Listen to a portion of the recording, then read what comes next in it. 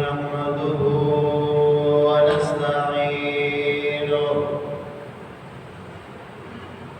من يهده الله فلا مضل له ومن يضلله فلا هادي له ونشهد أن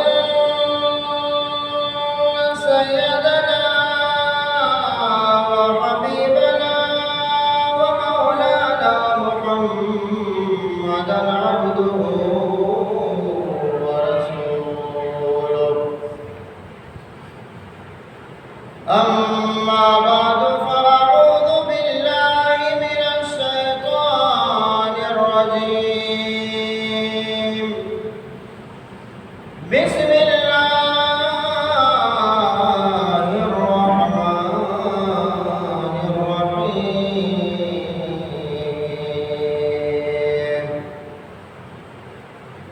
إن الذين جاءوا بالإفك عصبة منكم لا تحسبوه شرا لكم بل هو خير لكم لكل امرئ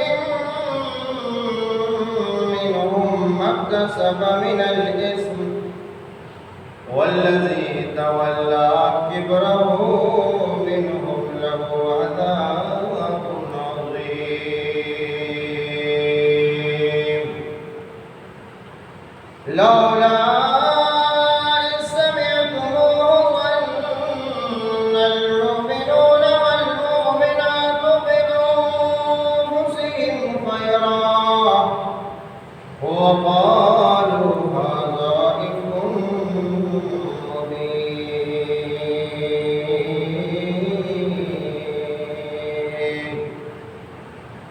اللهم صل على محمد وعلى آل محمد كما صليت على إبراهيم وعلى آل إبراهيم إنك حميد مجيد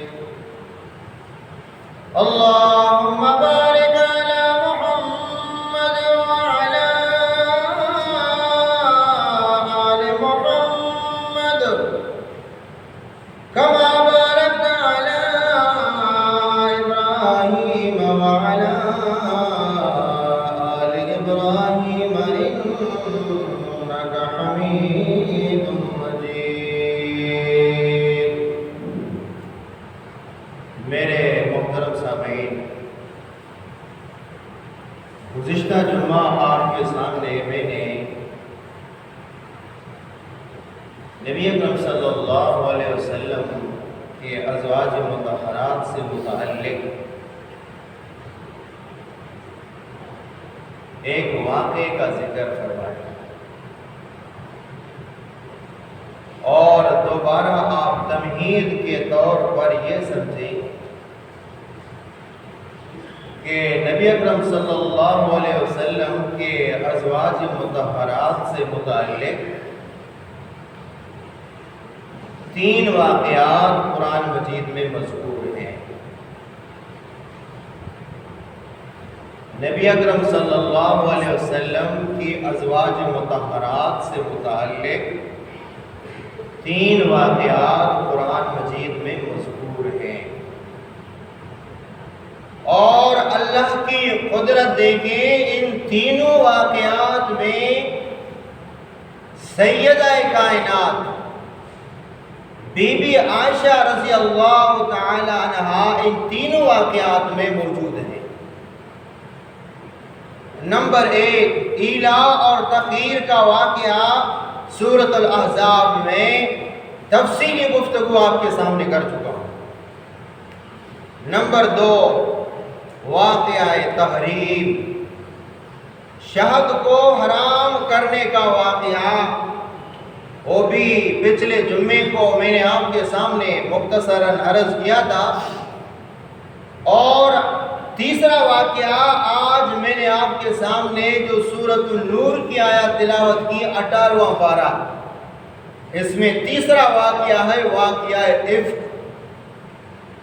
واقعہ افک یعنی حضرت بی بی عائشہ رضی اللہ تعالیٰ عنہ پر منافقین نے جو تہمت لگائی ہے، اللہ تبارک و تعالیٰ نے بی بی عائشہ رضی اللہ تعالیٰ عنہ کی براءت کا اظہار کس طریقے سے کیا، ہم کوشش کریں گے آج کی گفتگو میں یہ چیز آپ کے سامنے ذکر کریں۔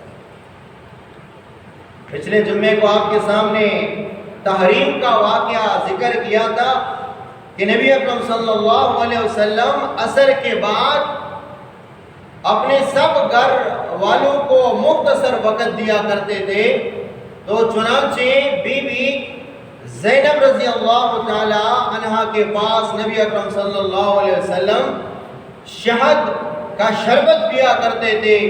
بی بی زینب رضی اللہ تعالی عنہا آپ صلی اللہ علیہ وسلم کے لیے اسی مختصر اثناء میں، اسی مختصر لمحے میں نبی اکرم صلی اللہ علیہ وسلم کے لیے شہد کا شربت بنا دیتی، اور نبی اکرم صلی اللہ علیہ وسلم کچھ زیادہ وقت اس کے پاس گزار لیتے۔ دوسرے بیویوں کو اس مسئلے میں ذرا گرانی گزر آئی، ذرا تکلیف ہوئی کہ نبی اکرم صلی اللہ علیہ وسلم فلان بیوی کے پاس زیادہ وقت دیتے ہیں، چونکہ میاں بیوی ایک دوسرے کے ساتھ محبت کرتے ہیں۔ محبت کا تقاضا یہ ہو کہ جتنی دوری ہوگی بیوی کو تکلیف ہو یا میاں کو تکلیف ہو، ہمارے ایسا نہیں ہے، جتنا دیر شوہر گھر سے باہر ہوگا بیوی اتنی خوش ہوگی۔ بیوی شکر ہے کہ سر درد گھر سے نکل جائے، یا اسی طرح بیوی بھی اپنے ماں باپ کے گھر چلی جائے، شوہر تب تک اپنے گھر میں سکون سے بیٹھا ہوا ہے۔ یہاں تو معاملہ برعکس ہے کہ دونوں ایک دوسرے سے الگ ہوں گے، ان کو سکون ملے گا، جبکہ قرآن فرماتا ہے میں نے میاں بیوی کا رشتہ اس لیے قائم کیا لیسکن الیہا، تاکہ شوہر اپنی بیوی کو دے کر اس کو سکون حاصل ہو جائے۔ اس کو کیا حاصل ہو جائے؟ سکون حاصل ہو جائے۔ تو بی بی عائشہ رضی اللہ تعالیٰ عنہ اور بی بی حفصہ رضی اللہ تعالیٰ عنہ نے یہ تدبیر بنائی کہ ہم میں سے جس کے پاس بھی اللہ کے نبی تشریف لائیں، آپ ان کو یہ کہیں کہ آپ نے مغافیر استعمال کیا ہے، مغافیر کی بو آ رہی ہے۔ بہرحال یہ تفصیل میں نے آپ کے سامنے گزشتہ جمعے کو بیان کیا۔ آپ صلی اللہ علیہ وسلم نے اپنی اس گھر والی سے فرمایا کہ میں نے مغافر تو نہیں پیا ہے، البتہ میں نے بی بی زینب رضی اللہ تعالیٰ عنہ کے ہاں شہد کا شربت پیا ہے، لیکن میں قسم کھاتا ہوں کہ آئندہ میں شہد کا شربت نہیں پیوں گا، لیکن میری یہ بات کسی کو بتانا نہیں، کیونکہ اگر یہ بات کسی اور کو بتاؤ گے تو بی بی زینب کو اس بات کا پتہ چلے گا تو بی بی زینب کا دل گران ہو جائے گا، اور اس کے دل کے اندر تنگی آ جائے گی کہ نبی اکرم صلی اللہ علیہ وسلم نے میرے پاس آ کر شربت پینے سے قسم کھائی ہے، تو اس کو تکلیف ہوگی کہ نہیں ہوگی؟ لیکن بی بی حفصہ رضی اللہ تعالیٰ عنہ نے یہ بات نبی اکرم صلی اللہ علیہ وسلم کی بی بی عائشہ کو بتا دی، اور اللہ تبارک و تعالیٰ نے اس گفتگو کا خلاصہ اور اس بات کا ذکر اللہ کے نبی کو بتا دیا کہ آپ نے جس بیوی کو اپنا رازدار بنایا اس نے آپ کی بات دوسری بیوی تک پہنچا دی ہے۔ اللہ تبارک و تعالیٰ نے اس کا ذکر فرمایا یا ایھا النبی، اے میرے نبی، لما تحرم ما احل اللہ لک، کیوں حرام کرتے ہو اس چیز کو، ما احل اللہ لک، جس چیز کو اللہ نے تمہارے لیے حلال کیا ہے۔ حلال و حرام کرنے والی ذات کس کی ہے؟ بولو اللہ کی ہے۔ نبی اکرم صلی اللہ علیہ وسلم کوئی نبی حرام و حلال نہیں کرتا، بلکہ حلال و حرام بتاتا ہے۔ جو اللہ کی طرف سے قانون بنتا ہے وہ بتاتے ہیں۔ تبتغی مرضات ازواجک، کیا تم اپنے بیویوں کی رضامندی چاہتے ہو؟ واللہ غفور رحیم۔ قد فرض اللہ تحلۃ ایمانکم، تحقیق اللہ تبارک و تعالیٰ نے مقرر کیا ہے تمہارے لیے قسموں کا کفارہ، واللہ مولاکم، اللہ تمہارا مولا ہے، اللہ تمہارا کارساز ہے، وہو العلیم الحکیم، اور اللہ تبارک و تعالیٰ علم اور حکمت والے ہیں۔ وَإِذْ أَسَرَّ النَّبِيُّ، اس وقت کو یاد کرو کہ نبی اکرم صلی اللہ علیہ وسلم نے راز کی بات بتا دی اپنی بیوی کو، آئندہ میں شہد نہیں پیوں گا، لیکن یہ بات کسی کو نہیں بتانا، یہ بات۔ وَإِذْ أَسَرَّ النَّبِيُّ إِلَى بَعْضِ أَزْوَاجِهِ حدیثا، روایت کے اندر آتا ہے کہ اللہ کے نبی نے یہ بات حضرت حفصہ کو بتا دی کہ یہ بات کسی اور کو نہیں بتانا۔ فَلَمَّا نَبَّأَتْ بِهِ، لیکن اس بیوی نے دوسری بیوی کو بتا دیا۔ اظہرہ اللہ علیہ، پھر اللہ نے ان دونوں کی گفتگو جبریل کے ذریعے سے نبی کو بتا دی۔ وَأَظْهَرَهُ اللَّهُ عَلَيْهِ عَرَّفَ بَعْضَهُ وَأَعْرَضَ عَنْ بَعْضٍ، فَلَمَّا نَبَّأَهَا بِهِ قَالَتْ مَنْ أَنْبَأَكَ هَذَا۔ نبی اکرم صلی اللہ علیہ وسلم نے اپنی بیوی سے فرمایا کہ آپ نے میری بات دوسری بیوی تک کیوں پہنچائی؟ میں نے آپ کو یہ کہا تھا کہ میں شہد نہیں پیوں گا آئندہ، لیکن میری یہ بات کسی اور کو نہیں بتانا، لیکن آپ نے دوسری بیوی کو کیوں بتائی؟ تو اس بیوی نے کہا کہ آپ کو ہماری یہ بات کا پتہ کس نے دیا ہے؟ میں نے تو آپ کی بات بی بی عائشہ رضی اللہ تعالیٰ عنہ کو بتا دی، لیکن آپ کو کیسے پتا چلا؟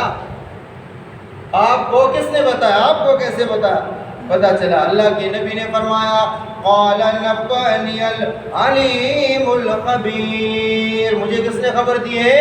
مجھے علیم و خبیر نے خبر دی ہے۔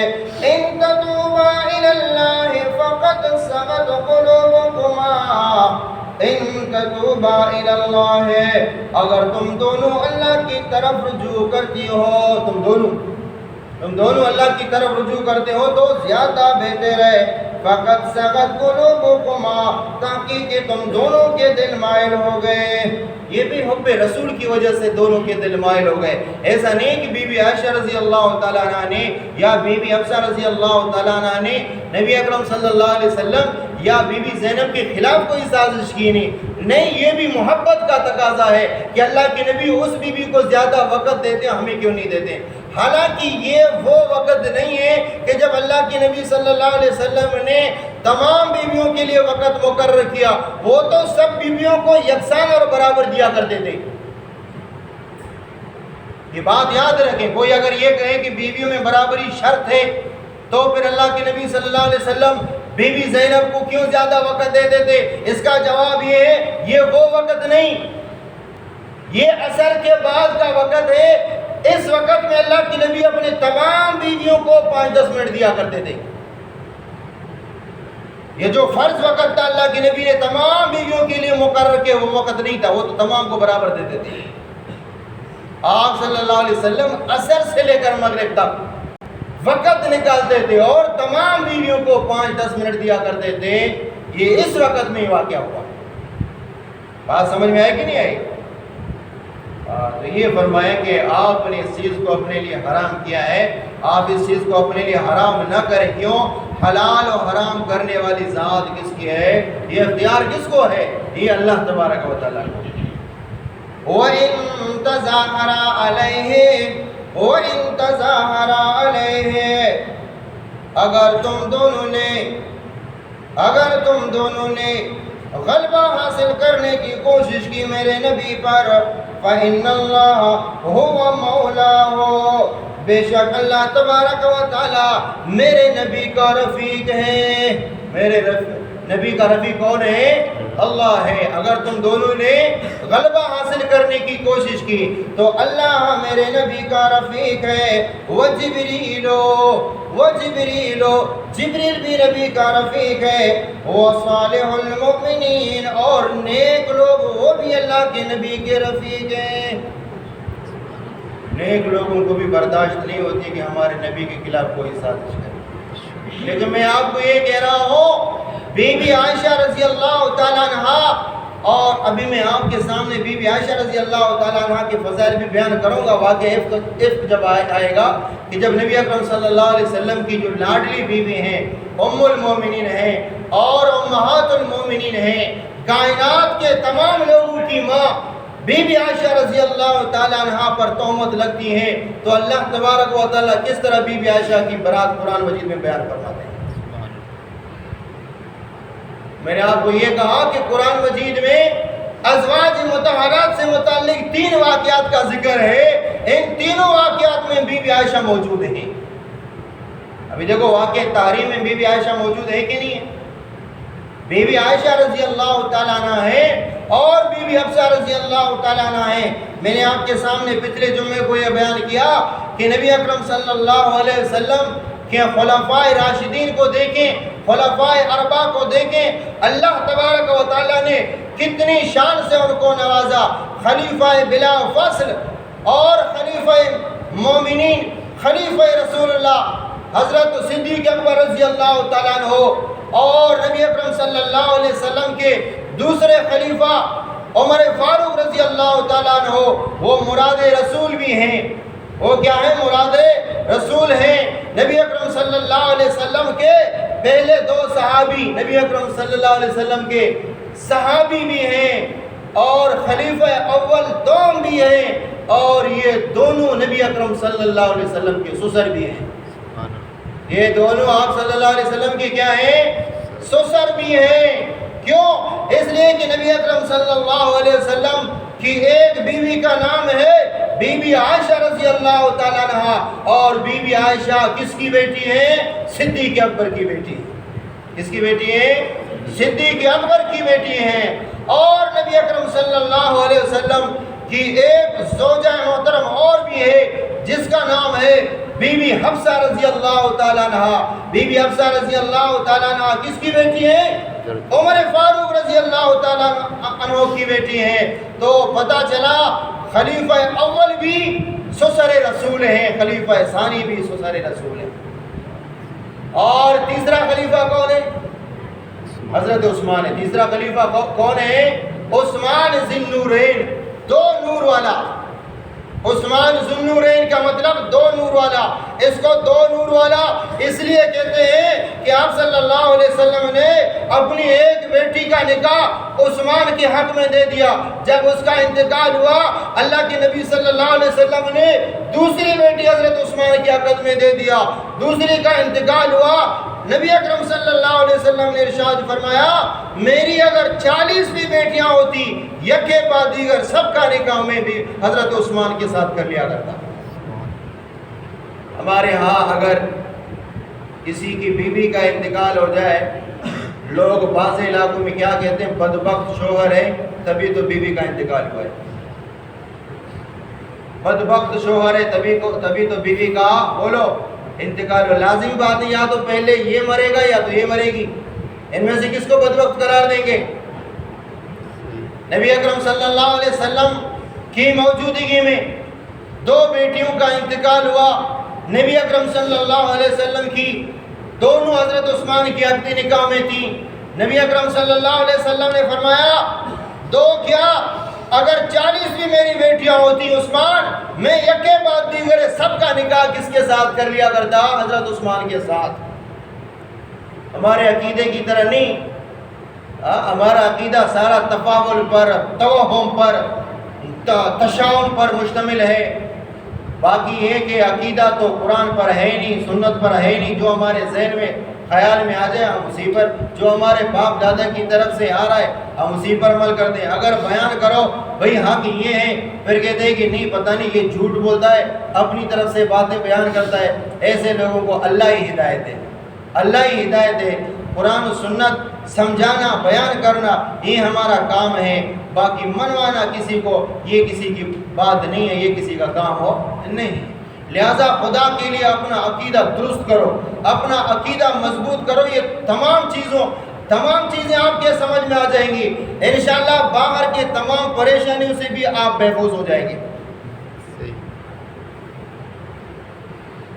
اگر عقیدہ کمزور ہوگا تو نماز بھی پڑھ رہا ہے تب بھی پریشان ہے. قرآن کی تلاوت کر رہا ہے تب بھی پریشان ہے، ذکر و اذکار کر رہا ہے تب بھی پریشان ہے. کیوں؟ عقیدہ درست نہیں ہے، عقیدہ مضبوط نہیں ہے. سب سے پہلے اپنا عقیدہ درست کرو، اپنا عقیدہ مضبوط بناؤ.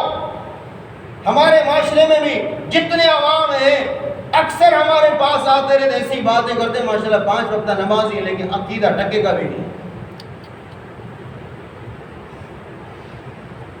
کچھ دن پہلے ایک بندے کا فون آیا، وہ غالباً رات 1 بجے 12 بجے کا فون آیا. میں نے فون اٹھایا نہیں، صبح کو پھر فون کیا، اب پھر بھی فون نہیں اٹھا. کہ ماشاءاللہ 5 وقت نمازی بندہ، ووٹ کا نہیں، شاید آپ ایک دوسرے کو اشارہ کریں بات. 10-11 بجے وہ بندہ خود میرے پاس آیا. بھئی آپ نے رات کو بھی فون کیا، صبح کو فون کیا، وجہ کیا ہے؟ رات کو ایسا کون سا کام ہے کہ رات 1 بجے آپ فون کر رہے ہیں؟ بولا رات کو میں سسرال سے آ رہا تھا، میرے سامنے کالی بلی گزر گئی. رات 12-1 بجے آتے ہیں سسرال میں، اور میری بات ہے سسرال داماد سے تنگ بھی اس لیے ہوتے ہیں نا، تو رات 1 بجے تک ادھر بیٹھ جاتے ہیں، تبھی تو تنگ ہے آپ لوگوں سے. 5-10 منٹ انسان بیٹھ جاتا ہے پھر آ جاتا ہے. 2 بجے تک آپ جا کر سسر ساس کے سر کے اوپر چٹی بن جاتے ہیں، تو لازم بات ہے تنگ آ جاتے ہیں. تنگ آمد بجنگ آمد. رات 1 بجے فون کر رہا ہے، کیا مسئلہ ہے؟ بھی سسرال سے آ رہا تھا، سامنے سے بلی گزر گئی. ایک بزدل آدمی، میں نے سمجھا تمہارے سامنے کوئی شیر گزرا ہے. ڈرپوک انسان، تم بلی سے اتنا ڈرتا ہے؟ کالی بلی تو کون سی بلی ہونی؟ جب بلی تو ہے بھی سارے کالے، کالے اور سفید، اس کے علاوہ اور کون سی بلی ہے؟ آپ اس کے لیے آپ مجھے فون کریں رات 1 بجے کہ میرے سامنے کالی بلی گزری ہے. مسلمان ہو، تمہیں تو شیر سے نہیں ڈرنا چاہیے تھا، کالی بلی سے تم ڈرتا ہے. کل کتا گزرے گا، کالا کتا گزرے گا، پرسوں کوئی گدھا گزرے گا. جسامت میں گدھا کتا اسے بڑھ کر ہے. تم بلی سے اتنا ڈرتا ہے تو پھر کل کتے سے بھی تم ڈرتا ہے. تمہارا عقیدہ اتنا کمزور ہے. اس نے یہ سمجھا کہ کالی بلی گزری ہے، اب میری خیر نہیں ہے، اب راتیں بھی خراب گزریں گی، اب دن بھی خراب گزرے گا. اب سسرال سے آ رہا، اب پتہ نہیں سسرال کا کیا بنے، کچھ نہیں بنے گا، بیوی کا پتہ نہیں کیا بنے گا. اب آپ اندازہ لگاؤ، لوگوں کے سامنے بلیاں گزرتی ہیں، اب لوگوں کے پھر نیندیں خراب ہوتی ہیں، دوسروں کی نیند خراب کرتے ہیں. مولوی صاحب بتاؤ رات 1 بجے یہ بلی میرے سامنے کیوں گزر گئی؟ تمہیں تو دلیری کا مظاہرہ کرنا چاہیے. تمہارے سامنے اگر شیر بھی گزرتا نا، تمہیں اس کا مقابلہ کرنا چاہیے تھا.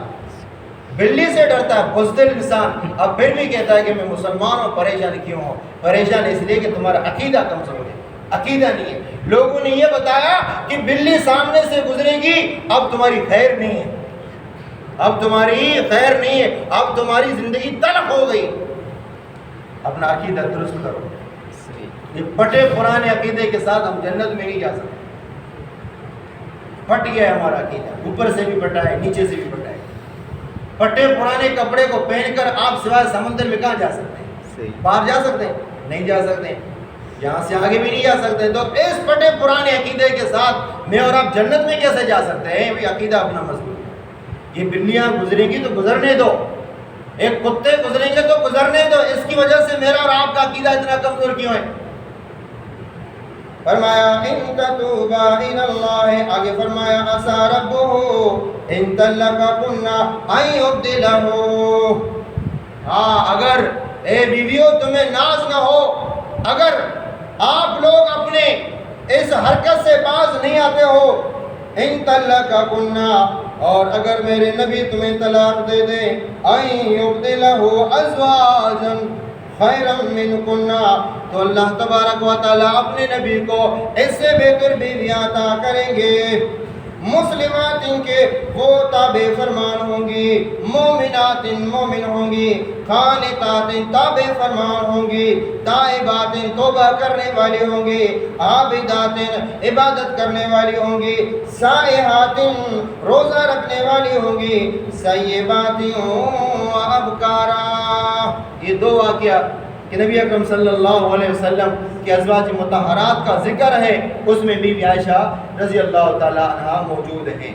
ایک اعلیٰ اور تخیر کہ نبی اکرم صلی اللہ علیہ وسلم سے آپ صلی اللہ علیہ وسلم کی گھر والیوں نے رزق میں زیادتی کا مطالبہ کیا، تفصیلی واقعہ میں نے آپ کے سامنے بیان کیا ہے۔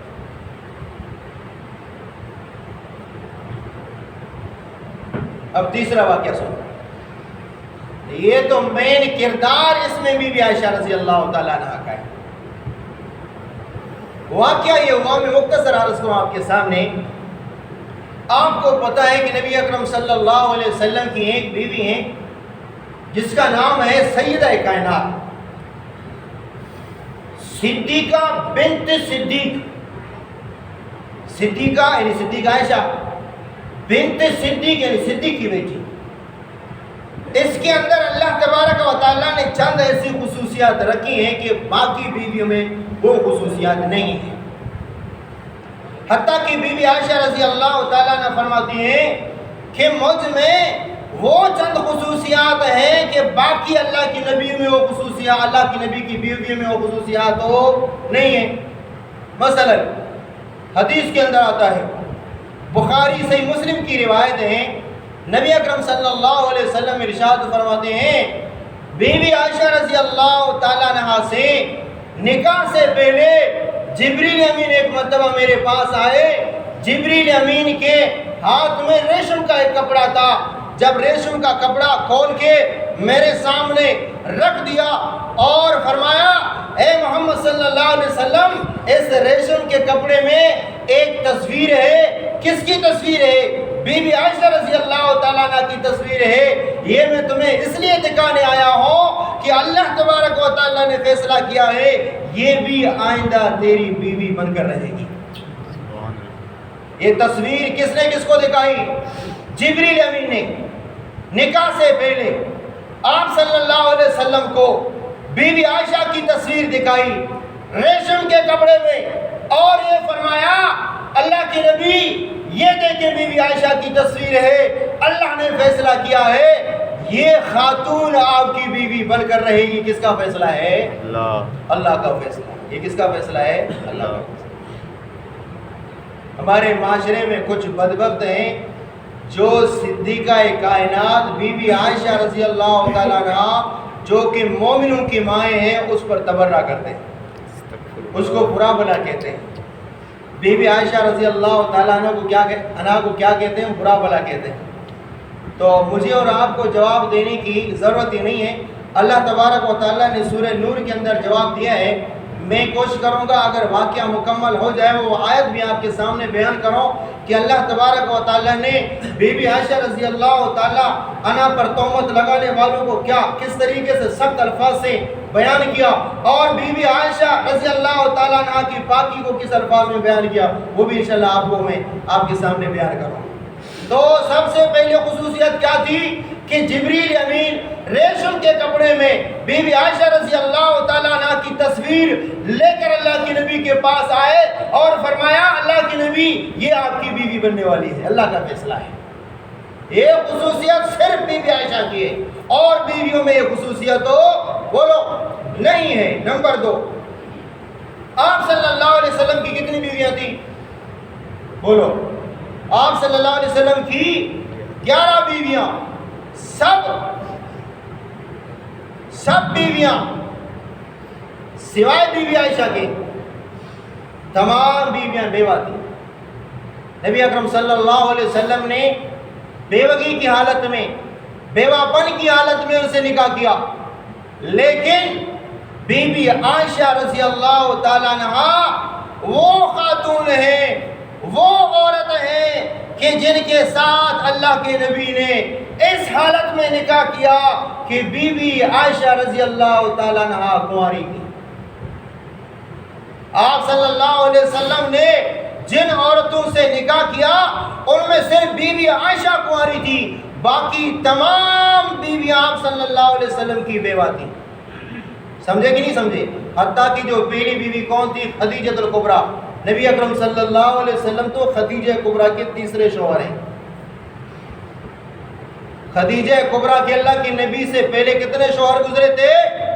2 شوہر گزرے تھے، آپ صلی اللہ علیہ وسلم اس کا تیسرا شوہر تھا۔ یہ بھی خصوصیت کس کی تھی؟ بی بی عائشہ کی، کہ کنوارے پن میں اللہ تبارک و تعالیٰ نے آپ صلی اللہ علیہ وسلم کا نکاح کس کے ساتھ کروایا؟ بی بی عائشہ کے ساتھ۔ کتنی خصوصیت ہو گئی؟ ان کو یاد کرو۔ تیسری خصوصیت کہ آپ صلی اللہ علیہ وسلم کی وفات بی بی عائشہ کے گود میں ہوئی۔ روایت کے اندر آتا ہے بی بی عائشہ رضی اللہ تعالیٰ عنہ فرماتی ہے کہ جب نبی اکرم صلی اللہ علیہ وسلم فوت ہو گئے، اللہ کے نبی صلی اللہ علیہ وسلم کا وصال ہوا، بین سحری و نہری، نبی اکرم صلی اللہ علیہ وسلم کا سر مبارک میرے گردن اور سینے کے بیچ میں تھا۔ یعنی آپ صلی اللہ علیہ وسلم کا سر مبارک بی بی عائشہ رضی اللہ تعالیٰ عنہ کے سینے مبارک پر تھا۔ اس وقت اللہ کے نبی صلی اللہ علیہ وسلم کی روح قبض ہوئی۔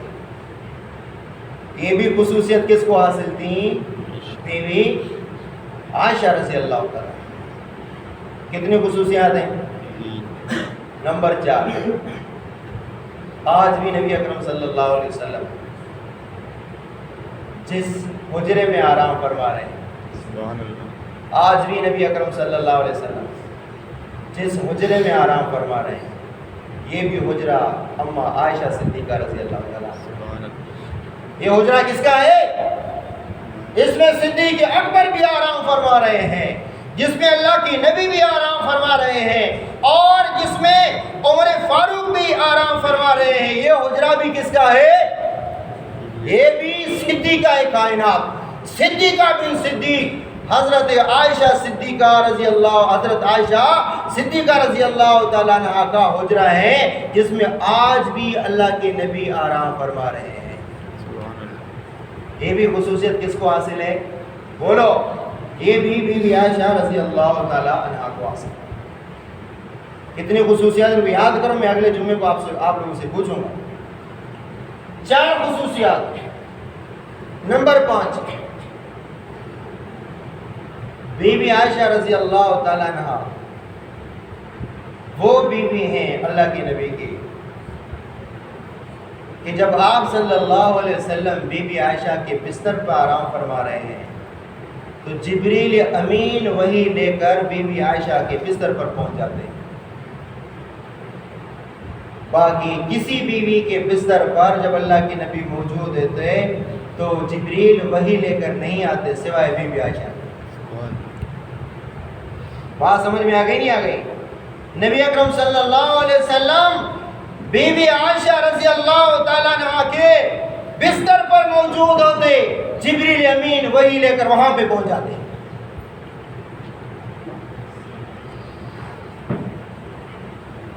کتنی خصوصیات کا بیان ہے؟ نمبر 6،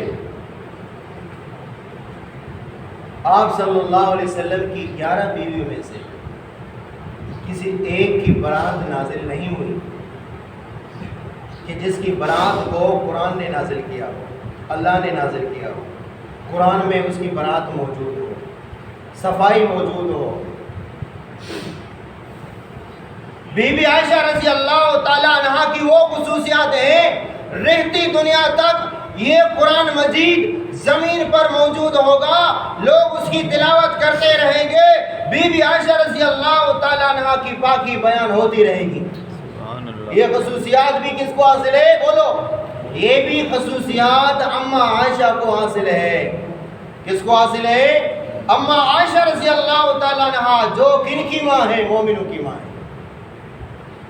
جو اماں عائشہ پر تبرہ کرتے ہیں، سمجھ لو وہ مومن نہیں ہے نا۔ ہم مومن اپنی ماں پر تبرہ نہیں کرتا۔ مومن اپنی ماں کو برا بھلا کہتا ہے؟ نہیں کہتا ہے۔ وہ بندہ جو اپنی ماں کو برا بھلا کہے تو سمجھ لو کہ اس بندے کے لیے خطرے کی گھنٹی ہے۔ اپنی ماں پر کون تبرہ کرتا ہے؟ یہ واقعہ میں آپ کے سامنے بیان کروں گا، لیکن ایک اور بھی بات یاد رکھیں۔ یوسف علیہ السلام پر جب الزام لگا تو باقی کی گواہی کس نے دی؟ ایک بچے نے دی۔ اس پر بھی اختلاف ہے بعض کتابوں میں کہ گواہی دینے والا بچہ تھا یا بڑا تھا. بعض کتابوں میں ہے کہ بچے نے گواہی دے دی, کسی بچے نے گواہی دی, بعض نے کہا کہ کسی بڑے نے گواہی دی, بہرحال کسی انسان نے گواہی دی. یوسف علیہ السلام پر لوگوں نے الزام لگایا, بلکہ زلیخا نے الزام لگایا, عزیز مصر کی گھر والی نے الزام لگایا کہ اس نے میرے ساتھ یہ حرکت کی کہ یوسف علیہ السلام کی گواہی ایک بچے نے دی. اور مریم علیہ السلام پر لوگوں نے الزام لگایا کہ بچہ کہاں سے لے کر آئی ہو, شادی تو تمہاری ہوئی نہیں. اے مریم بتاؤ, شادی تمہاری نہیں ہوئی. دنیا میں تو اولاد پیدا ہونے کے دو سبب ہیں, اولاد پیدا کرنے کے دو سبب ہیں, یا تو انسان شادی کرے یا بدکاری کرے. اور بی بی مریم علیہ السلام نے شادی بھی نہیں کی ہے, پاک عورت ہے, تو یہ بچہ کہاں سے لے کر آئی ہو؟ فَأَشَارَتْ إِلَيْهِ, اللہ تبارک و تعالیٰ نے فرمایا اے مریم تمہیں بات کرنے کی اجازت نہیں ہے, تمہیں بات کرنے کی ضرورت نہیں ہے, یہ معاملہ ہم نے کیا ہے, باقی آپ کی پاکی بیان کرنا بھی ہمارا کام ہے. سبحان اللہ. قالوا كيف نكلم من كان في المهد صبيا قال انی عبد اللہ. وہ گود میں بچے نے کہا کہ میں اللہ کا بندہ ہوں. آتانی الکتاب وجعلنی نبیا, اللہ مجھے کتاب بھی دے گا, اللہ مجھے نبی بھی بنائے گا. سبحان اللہ. مریم علیہ السلام پر لوگوں نے الزام لگایا تو برات کرنے والا کون تھا؟ مریم علیہ السلام کا بچہ جو بعد میں عیسیٰ علیہ السلام بنے. تو گویا یوسف علیہ السلام کی پاکی ادا کرنے والا بچہ تھا. مریم علیہ السلام کی پاکی بیان کرنے والا بھی مریم علیہ السلام کا بیٹا تھا. جب بی بی عائشہ پر تہمت لگی تو پاکی بیان کرنے والا اللہ کی ذات خود قرآن کے اندر موجود قرآن آیت نازل فرماتے ہیں. غالباً 20 آیات اللہ تبارک و تعالیٰ نازل فرماتے ہیں کہ کسی اور کو بی بی عائشہ رضی اللہ تعالیٰ عنہ کی پاکی بیان کرنے کی کوئی ضرورت نہیں ہے. میں اللہ عرش سے قرآن آیات نازل کر کے بی بی عائشہ کی پاکی بیان کرتا ہوں. سبحان اللہ. یہ سورہ نور کی آیتیں اللہ تبارک و تعالیٰ نے نازل فرمائی. میں مختصر وہ قصہ بیان کروں, قصہ کیا ہے, ٹائم بھی نہیں ہے. ترجمہ انشاءاللہ اللہ نے زندگی دی آئندہ جمعے کو بیان کریں گے. پورا ایک رکوع ہے, بلکہ 2 رکوع ہیں. کیا ہے؟ 2 رکوع ہیں. آپ صلی اللہ علیہ وسلم 5 یا 6 ہجری میں ایک غزوے میں چلے گئے, ایک جہاد میں چلے گئے.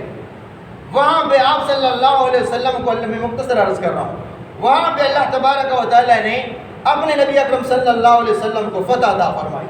یہ اللہ کا قانون ہے, اِنَّا لَنَنْصُرُ رُسُلَنَا وَالَّذِينَ آمَنُوا, ہم رسولوں کی بھی مدد کرتے ہیں, ہم مومنوں کی مدد کرتے ہیں. یہ دنیا کے سامنے موجود ہے کہ دنیا کے بڑے بڑے متکبر جو ہم کہتے ہیں کہ ہم خدا ہیں, ہم زمین کے مالک ہیں, تو اللہ تبارک و تعالیٰ نے اس وقت اپنے رسولوں کی مدد کی, صحابہ کی مدد کی, مومنوں کی مدد کی, مجاہدین کی مدد کی. اور اس وقت کا بھی فرعون کہتا ہے کہ میں دنیا کا سپر پاور ہوں, طاقتور ہوں. اللہ نے اس کے بھی غرور کو خاک میں ملا دیا, اس کے بھی غرور کو اللہ تبارک و تعالیٰ نے خاک میں ملا دیا. چنانچہ نبی اکرم صلی اللہ علیہ وسلم نے وہ غزوہ بنو مصطلق کو فتح کیا. وہاں سے واپسی ہوئی, رات کا وقت ہے, نبی اکرم صلی اللہ علیہ وسلم صحابہ کو لے کر واپس مدینے کی طرف تشریف لا رہے ہیں. رات کا وقت تھا, کسی جگہ میں پڑاؤ ڈالا. سارے قافلے والوں نے اپنے تقاضے مکمل کیے. تقاضا مکمل کرنے کے بعد آپ صلی اللہ علیہ وسلم نے اعلان فرمایا کہ آپ واپس سواریوں میں سوار ہو جاؤ, مدینے کی طرف چلتے ہیں. رات کا وقت تھا, بی بی عائشہ رضی اللہ تعالیٰ عنہ کو تقاضا درپیش آیا. بی بی عائشہ رضی اللہ تعالیٰ عنہ تقاضے کے لیے چلی گئیں. جب تقاضے کے لیے چلی گئیں, وہاں پہ اس کا ہار ٹوٹ گیا. وہ ہار بھی بی بی اسماء رضی اللہ تعالیٰ عنہ سے بطور عاریت کے لے لیا تھا. ہار جب ٹوٹ گیا تو ہار کے دانوں کو تلاش کرنے میں وقت لگ گیا, دیر ہو گئی, واپسی ہو گئی. صحابہ رضوان اللہ تعالیٰ علیہ مجمعین نے یہ بھی بات یاد رکھیں, بی بی عائشہ رضی اللہ تعالیٰ عنہ سفر میں جاتی تھی اللہ کے نبی کے ساتھ, اور اونٹ کے اوپر ایک ہودج ہوتا تھا, ایک چھوٹا کمرہ ہوتا تھا کپڑے کا, اور نیچے اس کی لکڑیاں ہوتی تھیں.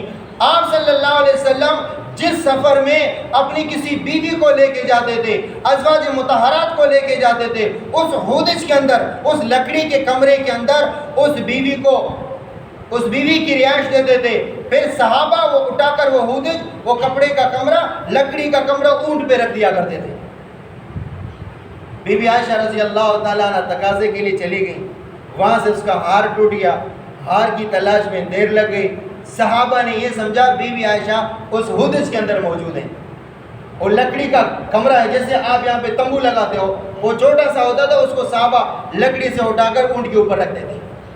صحابہ نے یہ سمجھا کہ بی بی عائشہ اس کے اندر موجود ہیں.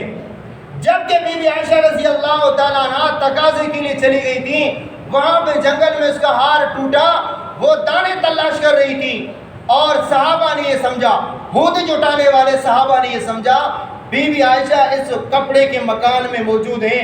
انہوں نے لکڑی سے اٹھا کر اونٹ کے اوپر رکھ دیا. قافلہ چلا گیا. آپ کو پتا ہے کہ جب نبی اکرم صلی اللہ علیہ وسلم قافلے میں جاتے تو قافلے کے 3 حصے بناتے. ایک حصے کو آگے بھیج دیتے تاکہ راستہ معلوم کر لیتے، تاکہ بعد میں آنے والے قافلے کے لیے دشمن کو بھی معلوم کر لیتے کوئی دشمن تو آگے نہیں. قافلے کے ایک حصے کو پہلے بھیج دیتے پانی وغیرہ کی تلاش وغیرہ میں، اور قافلہ خود درمیان میں ہوتا. 2-3 بندے کو بالکل پیچھے چھوڑ دیتے کہ کسی کا سامان وغیرہ گر جائے راستے میں قافلے کا، تم اٹھا کر اس کو لے کر آ. اس قافلے میں صفوان رضی اللہ تعالیٰ عنہ کو پیچھے چھوڑا اللہ کے نبی نے. قافلے سے کوئی سامان گر جائے، کسی کی تلوار گر جائے، کسی کا برتن گر جائے، گلاس گر جائے، بستر گر جائے، تو تم پیچھے ہو، وہاں سے یہ سامان اٹھا کے لے کر آنا. بی بی عائشہ رضی اللہ تعالیٰ عنہ ہار کے دانے اٹھا کر جب یہاں پہ جہاں پہ اللہ کے نبی نے پڑاؤ ڈالا تھا یہاں تشریف لائے تو دیکھا کہ سارا قافلہ چلا گیا تھا. سارا قافلہ چلا گیا تھا. تو سمجھدار تھی، وہاں پہ بیٹھ گئی. رات کی تاریکی ہے، وہاں پہ بیٹھ گئی اور لیٹ گئی. اور یہ دل کے اندر فیصلہ کیا کہ قافلے والے اللہ کے نبی صلی اللہ علیہ وسلم مجھے قافلے میں نہیں پائیں گے، دوبارہ ادھر ہی آئیں گے، دوبارہ یہیں پہ آ جائیں گے. یہ اس کی عقل مندی ہے. دیکھو یہاں پہ وہ قافلہ بچھڑ گیا تو یہاں پہ آ کر بیٹھ گئی. اور ہمارے یہاں کیا ہے، میاں بیوی کڑا مارکیٹ میں سامان لینے کے لیے چلے گئے، کڑا مارکیٹ میں سامان کے لیے چلے گئے، دونوں بچھڑ گئے. دونوں کا کیا ہو گئے، بچھڑ گئے. ایک 4 بجے آ رہا ہے تو دوسرا 6 بجے آ رہا ہے. انتظار وغیرہ کچھ نہیں ہے. اور پیچھے جو اللہ کے نبی نے جس صحابی کو قافلے کے بالکل پیچھے چھوڑا تھا، صفوان رضی اللہ تعالیٰ عنہ، وہ قافلے کا سامان اٹھا کے لے کر آیا تو دیکھا کہ بی بی عائشہ رضی اللہ تعالیٰ یہاں پہ موجود ہیں، لیٹی ہوئی ہے، ان کی سوئی ہوئی ہے، اور قافلہ تو چلا گیا ہے. صفوان رضی اللہ تعالیٰ عنہ نے جب بی بی عائشہ کو دیکھا تو کہا انا للہ و انا الیہ راجعون. بس ایک ہی جملہ کہا، انا للہ و انا الیہ راجعون.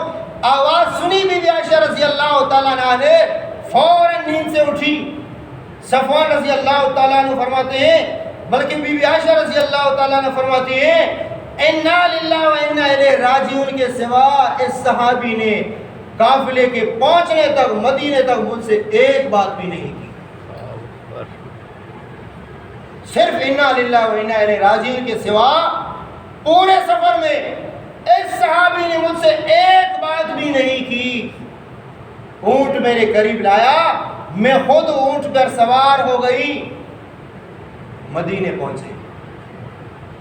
جب لوگوں نے دیکھا کہ بی بی عائشہ صفوان رضی اللہ تعالیٰ عنہ کے اونٹ پر سوار ہو کر مدینے آ رہے ہیں تو منافقوں کو موقع مل گیا.